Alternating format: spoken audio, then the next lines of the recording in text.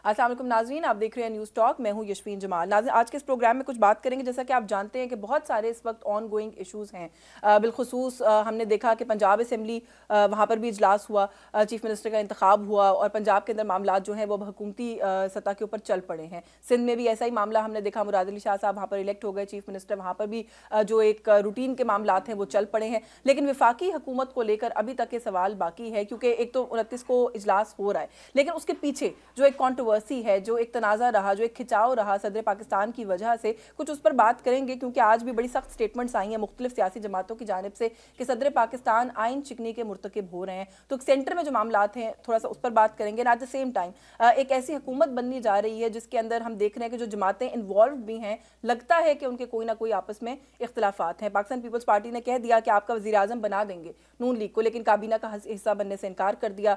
MQM की दूसरी जानिब वो कहते हैं जी हमारे कुछ मुतालबात हैं, वो नहीं अगर माने जाएंगे तो फिर हम ऑपोजिशन बेंचेस पर बैठने को तरजीह देंगे। और उनके मुतालबात के अंदर एक मुतालबा ये है कि वो कहते हैं कि जो गवर्नर है सिंध का वो हमारा होगा, जिस पर पाकिस्तान पीपल्स पार्टी को एतराज़ है, हो भी सकता है। बिलावल भुट्टो जरदारी साहब की आज स्टेटमेंट आई है, उन्होंने कहा है जी कि सदर बनने के बाद जरदारी साहब का प्रेरोगेटिव है, गवर्नर्स वो खुद तैनात करेंगे। तो क्या ये तनाज़ा इस लेवल पर जा सकता है कि गवर्नमेंट के अंदर एक जमात MQM जो है वो बेंचेस पर बैठने से हुकूमती इनकार कर दे? ये कुछ इशूज़ हैं। दीगर भी और कुछ मामलात हैं पाकिस्तान तहरीक इंसाफ से भी जुड़े। इस वक्त जो रिजर्व सीट्स का एक इशू है उसके हवाले से भी बात करेंगे। हमारे साथ प्रोग्राम में मौजूद हैं बहुत सीनियर सियासतदान हैं, पाकिस्तान पीपल्स पार्टी के बहुत ही सीनियर तरीन रहनुमाओं में से। और जो इलेक्शन कैंपेन का वक्त था उसमें हमने देखा कि वो मुसलसल बहुत खुलकर बात करते रहे। थोड़ा सा जो राय वो उस वक्त रखते थे उसके हवाले से भी उनसे बात करेंगे। सैयद खुर्शीद शाह साहब हमारे साथ मौजूद हैं। अस्सलाम वालेकुम सर, बहुत शुक्रिया सर आपका आपके वक्त के लिए। बहुत सारे इशूज़ हैं जिन पर आपसे बात करना चाहती हूँ, लेकिन सबसे पहले तो मुझे ये, क्योंकि एक बड़ा एक रीसेंट एक ऑन गोइंग मसला है और बिलावल साहब ने ये कहा कि सदर पाकिस्तान 2 दफ़ा आइन चिकनी के अब मुर्तकिब हो गए हैं। एक तो पहले हुए थे जब वो नो कॉन्फिडेंस वाला मामला था, और एक अब जब वो इजलास को बुलाने से उन्होंने असम्बली साइन करने से इनकार किया है। कैसे देख रहे हैं इस मामले को? आपके ख्याल में सदर पाकिस्तान ने क्यों ये किया? इजलास तो इन एनी केस हो जाना है जुमेरात के दिन। देखिए, पहले मसले को छोड़ लेते हैं, रिसेंट अकरेंस को हम ले लेते हैं। मैं ख्याल तो आरिफ अलवी हमारे दोस्त रहे हैं, मेरे साथ रहे हैं, कमेटी में रहे हैं, PSC की कमेटी में अच्छे मेंबर थे, उनकी कारकर्दगी अच्छी थी, मगर एज अ प्रेसिडेंट जो उसका रोल है वो उसने कभी प्ले नहीं किया। एज अ प्रेसिडेंट जब कभी मसाइल आ रहे थे उस वक्त भी जब उनकी हुकूमत थी तो उनको रोल अदा करना चाहिए था बिटवीन गवर्नमेंट और अपोजिशन में। और उस वक्त भी अपोजिशन ने पहली मरतबा दुनिया की अपोजिशन थी, पहली अपोजिशन थी जिसने खड़े होके कहा कि हम आपके साथ इकनॉमिक इश्यूज़ पे, मैशियत के इशू पे बैठने के लिए तैयार हैं, ख़ुद ऑफ़र किया। तो उस वक्त भी इसको रोल अदा करना चाहिए था कि बैठ जाएं। और जब हम वोट ऑफ नो कॉन्फिडेंस में जा रहे थे तब भी इसको रोल प्ले करना था कि भाई बैठ जाएं, ये इसमें न जाएं, और हम न जाते और कोई ब्रिज बनता, क्योंकि इमरान किसी को ब्रिज बनने भी नहीं दे रहा था, किसी से बातचीत करने के लिए भी तैयार नहीं था। दुनिया में अगर डायलॉग ख़त्म हो जाए तो दुनिया तबाह हो जाए। पाकिस्तान उन मुल्कों में है जिसमें हारी हुई जंग डायलॉग में, जीती हुई जंग डायलॉग में हारी, और हारी हुई जंग डायलॉग से जीती। हमारे पास मिसालें हैं, मुल्कों के साथ डायलॉग हो सकता है।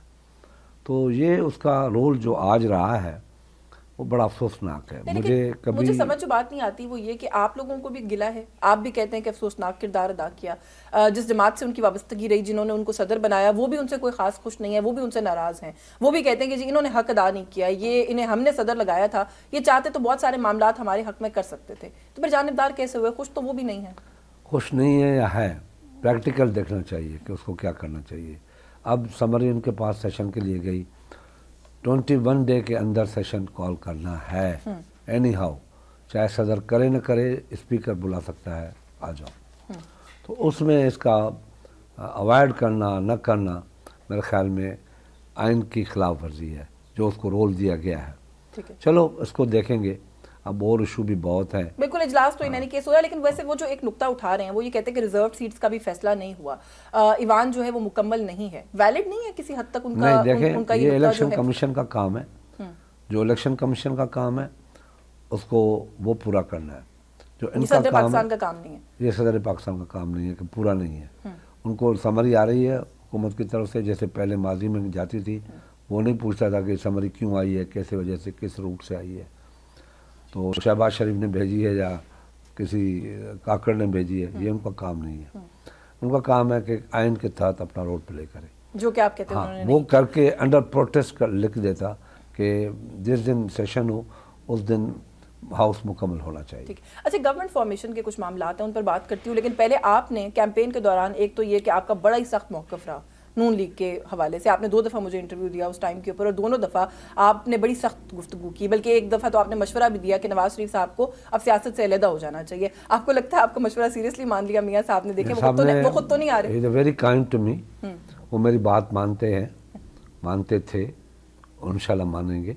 उसने सही फैसला किया, सही किया कि इन हालात से, क्योंकि मियाँ साहब का टेम्परामेंट वो नहीं है जो शहबाज का है। हम उस वक्त भी आपसे कहते थे कि शहबाज इज़ बेटर देन, क्योंकि मियाँ साहब का टेम्परामेंट है इजी गोइंग। ये इजी गोइंग पार्लियामेंट है, आजकल नहीं आ रही। आजकल वो ज़माना चला गया 97 वाला या 90 वाला इजी गोइंग पार्लियामेंट, चाहे उसमें भी शोर शराबा होता था, मगर फिर भी मियाँ साहब ज़रा टेम्परामेंट लूज़ कर जाते थे। तो इसमें तो उसने अच्छा फैसला किया कि 74 सीटों के साथ आके पार्लियामेंट में बैठना और एक जॉइंट पार्लियामेंट्री कमेटी हो, पार्लियामेंट्री ग्रुप हो जाता, तो उसमें उसको ज़रा तकलीफ दे बात होती। वो उसका टेम्परामेंट मुसलसल मीडिया भी चीख चीख के बता रहा था सबको कि ग्राउंड रियलिटी वैसी नहीं है जैसा खास तौर पे नून लीग का ख्याल है कि वो स्वीप कर जाएंगे और शायद सिंपल मेजॉरिटी ही नून लीग को मिल जाएगी। तो क्यों उन्होंने उस ग्राउंड रियलिटी से आपके ख्याल में कोई मैसेज नहीं उठाया? बड़े धूम धड़के से वापस आए सर वज़ीर आज़म बनने के लिए। इलेक्शन से एक दिन पहले भी आपने भी देखा होगा इतना बड़ा इश्तिहार छपवाया अखबारात में, वज़ीर आज़म नवाज शरीफ। वज़ीर आज़म के चलो वो जल्दबाजी में कर, जल्दबाजी में क्या, जैसे विक्ट्री स्पीच कर दी 74 सीटों पे, वो होता है। ये उनको पता नहीं था कि इस पे क्या होगा।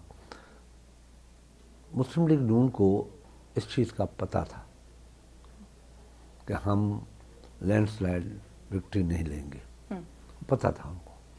हम 70-80 के दरमियान जाएंगे, ये उनको पता था। और यही रीज़न था कि वो इलेक्शन के लिए इतने दबाव नहीं डाल रहे थे कि इलेक्शन हो, यही भी रीज़न है। और हम इसलिए कह रहे थे कि पार्लियामेंट आए, किसी सूरत में भी आए। पीपल्स पार्टी ये ज़रूर समझती थी कि इसकी चाबी हमारे पास होगी, पार्लियामेंट की, जहाँ जिस ताले को हम ओपन करेंगे वो होगा। मेक और ब्रेक में ऑपोजिशन में आप लोग होंगे। आप लोगों की वैसे जो मैंडेट मिला जितना आपको, आपकी तवक्कुआत इतनी ही थी? नहीं, हमारी कम से कम 25 से 20 सीटें कम हुई है हमारी, और हो सकती थी। कहाँ से? पंजाब से आपके ख्याल? पंजाब से भी, कराची से भी। सर पंजाब में तो कहते इतनी स्टैंडिंग नहीं है पीपल्स पार्टी की, आप लोगों को अभी और बड़ा काम करने की जरूरत है। नहीं, साउथ पंजाब में हमारी थी, बिल्कुल थी, सेंट्रल पंजाब में भी थी, अच्छी सीटें हमारी गई हैं। कमर जमान केरा की सीट गई है, कोंदल की सीट, चंद की सीट गई है, और मुल्तान से एक सीट हमारी गई है, रहीम खान से एक सीट अटक की गई है सरदार सलीम की। और तो ये नशिस्तें आपको लगता है कि आप लोग हमारी मिल जाती, और साउथ पंजाब से हमें उम्मीद थी कि वहाँ से भी 1-2 सीट आ जाएगी। तो खैर जो हुआ सो हुआ, हम उसमें नहीं पढ़ते कि ये हो गया, ये हो गया। हम आज तक एहतजाज में नहीं गए कि हमारे साथ क्या हुआ। अच्छा, आपने कहा कि आपको जो ताला आप लोग खोलना चाहेंगे वही खुलेगा, उस पोजीशन में तो आप लोग वाकई अब नजर आ रहे हैं। खबरें ये हैं कि आप लोगों ने पहले, बल्कि आपने खुद भी शायद कहा कि पाकिस्तान तहरीक इंसाफ से रब्ता करने की कोशिश की थी। सर किस तरह, क्या चैनल थे रब्ते का? बल्कि अभी भी खबर चली है कि शायद दूसरी मरतबा भी कोशिश की गई है जरदारी साहब की तरफ से पीटीआई को या इमरान खान साहब को अप्रोच करने। मुझे इल्म नहीं है, मगर पहले सबसे पहले चेयरमैन ने कहा कि हम उनको ऑफर कर रहे हैं कि आप हुकूमत बनाओ, हम आपका साथ देंगे। नहीं, ये मीडिया के थ्रू ही हुआ या कोई और चैनल? मीडिया के थ्रू होता है, मैसेज ऐसे ही जाता है। जहाँ इतना स्पेस हो डायलॉग में, वहाँ तो मीडिया के थ्रू बात जाती है, फिर उनका एक बंदा आ जाता। मगर उसी दिन शाम को आने से पहले ही इमरान ने कह दिया कि मैं इनसे बात नहीं करूँगा। नहीं, मैं सवाल इसलिए पूछ रही हूँ कि शेर अफजल मरवत साहब ने कहा कि जरदारी साहब ने उनसे रब्ता करने की कोशिश की है, और अभी भी जो कुछ खबरें जराए चला रहे हैं वो ये कहते हैं कि रब्ता फिर से शायद कोशिश की गई है। अगर रब्ता करने की कोशिश की है तो उनकी तरफ से रेस्पॉन्स क्या है? नहीं, वो तो खैर हमें पता है, रिस्पॉन्स तो नहीं आ रहा फिलहाल। तो हम पार्लियामेंट को तो हंग पार्लियामेंट नहीं बनाएंगे ना। हम तो पार्लियामेंट को, हमारा रोल बहुत अहम होगा और इस मुल्क की खुशनसीबी होगी इंशाअल्लाह ताला कि इस मुल्क में एक तरफा कानून साजी नहीं होगी। दो पार्टियां दो नजरियों के साथ वो मिल के चल रही है। हमारा एक्सपीरियंस रहा, हम चले 16 महीने पूरे किए, बीच में हमारा रोल चाहे कुछ भी रहा, हमने कोई हिंड्रेंस पैदा नहीं की। सर लेकिन एक सवाल पीपल्स पार्टी के लिए लोग एक तनकीद कर रहे हैं, वो कहते हैं जी अगर आप इतने सिंसियर हैं खाली सिस्टम के साथ तो आप लोग एक फेयर चांस देते पाकिस्तान तहरीक इंसाफ को, भले आपसे बात नहीं करना चाहते, आप अपना वज़ीर आज़म का कैंडिडेट खड़ा करते, नून लीग अपना करती, पीटीआई अपना करती, according to constitution second round में बात चली जाती और पीटीआई का जो उम्मीदवार था वो ऑटोमेटिकली प्राइम मिनिस्टर बन जाता। देखें 2 राउंड्स बल्कि 3 राउंड्स हैं कॉन्स्टिट्यूशन के अंदर। बिल्कुल सही बात है आपकी, ऐसा ही होना चाहिए था अगर पीटीआई होती। पीटीआई कोई जमात थी नहीं सर, वो हो गए ना सुन्नी इत्तेहाद काउंसिल में तो चले गए ना। सुन्नी इत्तेहाद के साथ तो हम बात नहीं करेंगे, आप इतना जुल्म तो हमारे साथ। सर वो रिजर्व सीट्स के लिए गए, हमें भी पता है वो पीटीआई है, आपको भी पता है वो पीटीआई है। नहीं, वो कह के दिखाएं पार्लियामेंट में हम पीटीआई नहीं बोल सकते। वो उनमें अभी भी 8-10 मेंबर ऐसे हैं जिन लोगों ने उनके साथ पार्टिसिपेट नहीं किया है सुन्नी इत्तेहाद में। सर वो तो उन्होंने अपने इंट्रा पार्टी इलेक्शंस लड़ने हैं ना पीटीआई के, वो इसलिए क्यों अगर वो सुन्नी इत्तेहाद में ऑफिशियली चले जाएंगे तो वो नहीं लड़ सकते।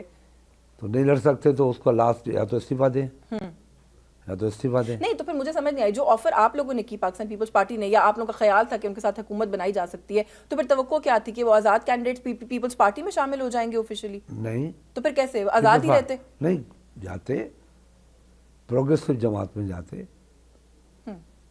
एएनपी में जाते, किसी और जमात में जाते। सर उनके साथ तो आपको पता है ना उनका वही बात है, वो कहते हैं स्टेटस को की पार्टीज है। इन लोगों ने फिर इलेक्शन क्यों लड़ा?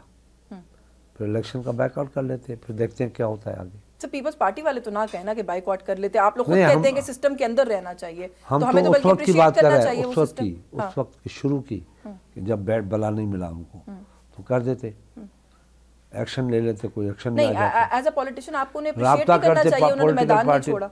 पॉलिटिकल पार्टियों से रब्ता करते कि भाई हमें हमारे साथ बैठ के बात करो। किसी पॉलिटिकल पार्टी से रब्ता नहीं हुआ। पॉलिटिकल पार्टी ने,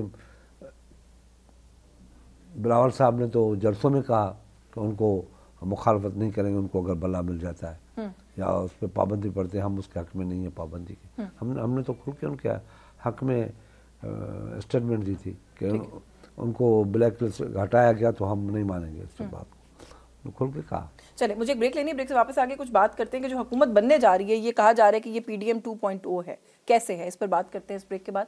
व्यूअर्स हमारे साथ रहिए।